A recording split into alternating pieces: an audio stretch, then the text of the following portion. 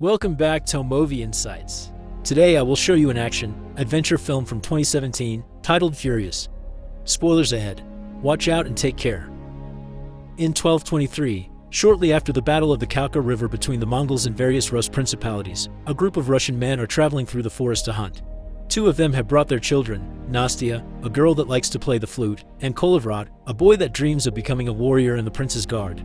Unfortunately, they're suddenly ambushed by a group of Mongolian soldiers led by Commander Kostovrol. After losing her flute, Nastya takes a horse to town to ask for help while Kolevrod stays back, trying to fight as well. All the Russian men are killed and Kolevrod grabs two swords to defend himself, but before he can do anything, Kostovrol throws bolas at his neck and knocks him out. 14 years later, an adult Kolevrod wakes up tied to a bed with no memories and freaks out. Older Nastya is used to this reaction and rushes to his side to explain everything. The Mongols had left him for dead, so Kolevrod got to survive. Now he's a foreman in the prince's guard, he's married to Nastya and they've had two children together. Hearing these words and walking around the house helps Kolevrod remember, but he doesn't even get to a breakfast before one of his soldiers, Kharkan, comes to pick him up to go to the city walls. When they arrive there, Prince Yuri of Ryazan asks Kolevrod for his advice on what to do about the men on horses that are approaching the city. Because they can't see their flags yet, Kolevrod tells them to wait before attacking, and this turns out to be the smart thing to do. It's not the Mongols, it's another prince and his men that have come for the christening of Yuri's grandson. Afterward, Kolevrod takes over the training of the soldiers. Yuri's son Fedor arrives late because he was busy with the preparations for the christening of his son, of whom Kolevrod will be the godfather. Kolevrod asks him to show his skills and Fedor gladly takes the challenge, but he only ends up embarrassing himself and leaving. Once training is over, Kolevrod returns home with gifts for his family, a little hedgehog for his kids, and a new flute for his wife that he's carved himself. Nastya loves it and puts it in a box to keep it safe, but inside that box, Kolevrod finds dozens of flutes because he's carved one for her every day and keeps forgetting about it. Later, the christening ceremony is interrupted by a citizen announcing that the Mongols are coming. Everyone runs to hide, but Kolevrod stays with the baby until the priest is done with his blessing. After Yuri and his men notice the huge amount of soldiers the Mongols are bringing, they give orders to close the gates and not let anyone leave until they decide what to do. The prince holds a meeting to discuss the problem. Fedor thinks that their Russian warriors are better so they could defeat the Mongols even while outnumbered, while other advisors think they should pay tribute. This would leave the city poor, but at least they would survive. Yuri decides to buy time to see if they can ask neighboring cities for help, so he wants Fedor to take the best guards and go negotiate with the Mongols. Meanwhile, Kolevrod leaves the meeting in the middle of it to check the state of the city, where everyone is panicking and running to find shelter. He bumps into a medicine man called Zakar that begs Kolevrod to allow him to go out in exchange for potions, but Kolevrod reminds him that the city is surrounded and there's no escape. Afterward, he returns home only to find Yuri there with an order. Kolevrod must gather his men and go with Fedor to see the Mongols. Kolevrod doesn't think it's a good idea because of his memory issues, and Nastya agrees with him, breaking down into tears and begging the prince to reconsider. However, Kolevrod is the man Yuri trusts the most, so he doesn't change his mind. The soldiers gather near the gates to get going. Kharkan is going as well, and since they'll need a translator, Kolevrod chooses Zakar to come too because he understands the Mongols' language. Still worried about her husband, Nastya brings over their maid Lada, who just learned how to help Kolevrod in the morning so she can go with him while Nastya stays home with the kids. Once their wagon is loaded with riches, the group takes off and travels to the Mongolian camp, where they're directed to the tent of their leader Badu Khan, grandson of Genghis Khan. Their offerings are well received, so they're invited to sit and share some drinks, and they take the chance to ask the Mongols what they want. Badu Khan says he wants nothing and the Russians came uninvited, but he's curious about their people, so he'll have Ryazan as his first Russian city. Every man that kneels to Badu Khan will be well fed, but Fedor replies by saying he wants to see Badu Khan kneel instead. This is taken as an insult, so Kolevrod, who has been staring at Badu's big map, stands up and comes in Fedor's defense, announcing their city will only be taken over their dead bodies. Badu Khan claims he'll never kneel for anyone, but he respects Kolevrod's guts, so he gives him a talisman with a letter of transit. This letter allows a person to walk through enemy territory without being attacked or harassed. Then, Badu Khan invites them to watch a little show while they enjoy their drinks. This is a trick to distract the Russians so the Mongols can ambush them, but the plan doesn't work. The table is being held by Russian slaves and they see the Mongols approach, so they warn their countrymen just in time. A fight ensues and Kolevrod takes everyone out of the tent, including the slaves, and they slash their way through a bunch of soldiers in order to steal some horses and run to the forest.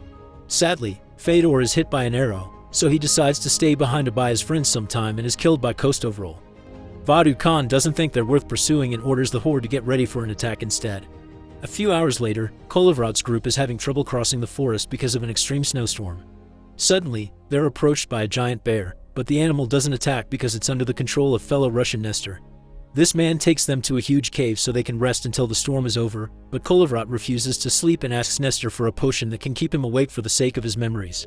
However, Nestor refuses to prepare such a thing because he thinks waking up every morning with no memories is a blessing that lets you start your life anew.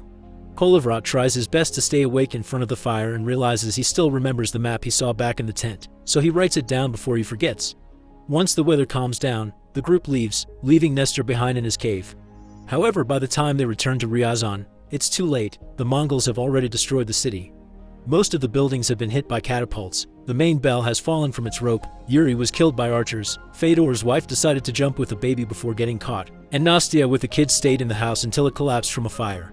After finding the flute he carved among the ruins of his home, Kolovrat gathers his men and together they raise the bell again to make it ring so any survivors will come out from their hideouts. There aren't many people left, and various of these survivors are children. Suddenly, someone announces that the Mongols are coming to finish them off, so Kolovrat quickly makes a plan. While everyone hides, he stays under the bell and pretends to let the Mongols capture him, but as soon as they come closer, Kolovrat attacks. His dual wielding of two swords in a circular motion is extremely effective and kills many enemies in seconds, and once Kolovrat has lowered their numbers, his men come out and help him finish them off. Now that the fight is over, Kolovrat comes up with a plan. He sends 3 messengers to warn the neighboring cities and ask for their help, and the children will be sent to hide in Nestor's cave. Kolovrat and the soldiers will try to make the horde turn around and keep them distracted. They only need to figure a way to do that. Thankfully, Zakar has an idea. He prepares a special potion that they pour into the water the Mongols are drinking from, making them all sick. To make sure they get the message, Kolovrat tears off part of the litter of transit and ties it to an arrow that he shoots at the camp for Kostovrol to find. The commander sends some soldiers after Kolovrat's group to get revenge for the water, but it's all a trap. The Russian soldiers are expecting them and easily kill them with their arrows. Once they're safe, Kolovrat passes out, not being able to stay awake any longer after 3 days of not sleeping. While the group sets up camp, Lada ties Kolovrat to a tree and watches over him while praying to the gods that he falls for her. When night falls, Lada wakes Kolovrat up so he can eat something. However, she unties him before she's done reciting all the important facts for him to remember, so Kolovrat escapes and attacks his friends. It takes quite a number of men to hold him down, and it's thanks to Karkan's words that Kolovrat comes to his senses. Then, Kolovrat apologizes to his brothers in arms and comforts a crying Lada. Meanwhile, 2 messengers safely leave the area and reach the neighboring cities, but when they talk to the princes, they refuse to help, preferring to stay behind and protect their homes. The 3rd messenger is hurt and passes out on top of the horse, so the animal gets lost and takes the wrong road. The following night, Kolovrat and his men sneak inside the Mongolian camp wearing costumes and face paint to make them think they're spirits. Some soldiers run away and the Russians kill the ones that don't too, then use the catapults to attack the Mongols with their own weapons. Before leaving, Kolovrat leaves another arrow with a piece of the letter so Kostovrol knows who did this. As revenge, the Mongols capture the lost messenger to torture him. Kolovrat and his men hide in the forest and go to sleep early, confident that they'll get help in the morning. Lada tries to lay down next to Kolovrat, unaware he's awake, so when he turns to look at her, she thinks he's waking up and begins reciting the memories. This includes pretending to be Nastya, but Kolovrat calls out her lie before hugging her and reminding her she's all he's got left from home. When morning comes, Kolovrat goes deeper into the forest to check some weird noises, unaware that Lada is following him. That's how he finds the 3rd messenger's dead body, which was left there as a trap. Now Kolovrat finds himself surrounded by Mongols. While Lada runs back to camp to ask for help, Kostovrol watches with awe how Kolovrat fights all the soldiers on his own as a snowstorm begins blowing around him. The commander tries to stop him with his bolas like he did years ago, but this time, Kolovrat stops them with his sword. As the storm gets worse, Nestor and the bear arrive, killing a bunch of Mongols and scaring the survivors away. When the soldiers return to their camp, they tell terrifying stories of what they just saw. Kostovrol hadn't believed the trick of the spirits, but now he's seen Kolovrat command a storm and a bear, he's starting to believe as well. Badu Khan is disappointed by his men for believing such things and orders his army to turn around, determined to find a way to prove there's nothing magical about this war. Back to the Russians, Nestor frees the bear and joins Kolovrat's army. He's also brought a few men with him from nearby villages. The group celebrates when Karkan returns with some good news. Just like they planned, the Mongols are turning around and following them instead of going after the other cities. There's only one problem left: the sleigh full of children Nestor had been taking care of in his cave. Following Zakar's idea, Kolovrat decides that the group will stay behind and hold the line while Karkan takes Lada and the children to the river. There, they can host the sail on the sleigh and travel faster than any horse. This way, the survivors can rebuild a new Ryazan in the future. After the sleigh leaves, the men begin working on various traps and wait at the top of a hill for the Mongols to arrive. When Badu Khan finally gets there, He brings an immense army with him and wastes no time in sending some men after the Russians. This first attack fails because the soldiers fall for the traps and the archers, which make it difficult for the Mongols to climb up the hill. Meanwhile, Kharkhan finds the road blocked, so he frees the horse and asks Lada and the kids to help him push the sleigh through. The battle at the hill continues. The Mongols shoot their arrows too, and after taking down a few Russians, they finally climb up and begin fighting Kolovrat's men hand to hand.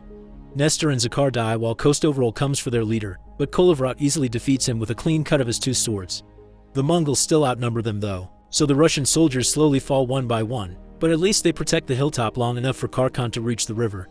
However, he finds a little problem. The knot around the sail is frozen and they don't have any fire. Lada makes the kids breathe over the frost, which frees the rope and allows them to release the sail, so now they can escape safely.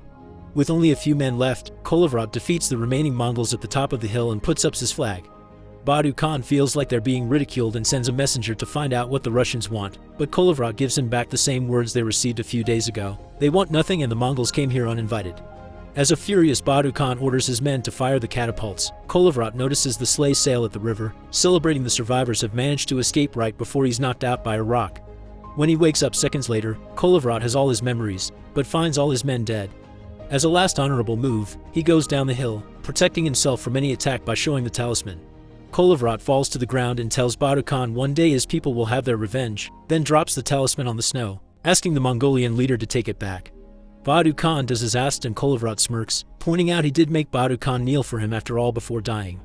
Badu Khan is impressed by Kolovrat's heroics, saying this would be the warrior he trusted the most if he were one of his, then asks his men to give him a hero's burial. 5 years later, Kharkhan is the leader of the Novgorod Vladimir army. He inspires his men by reminding them of Kolovrat's sacrifice and noble fight before guiding them into what would become known as the Battle on the Ice.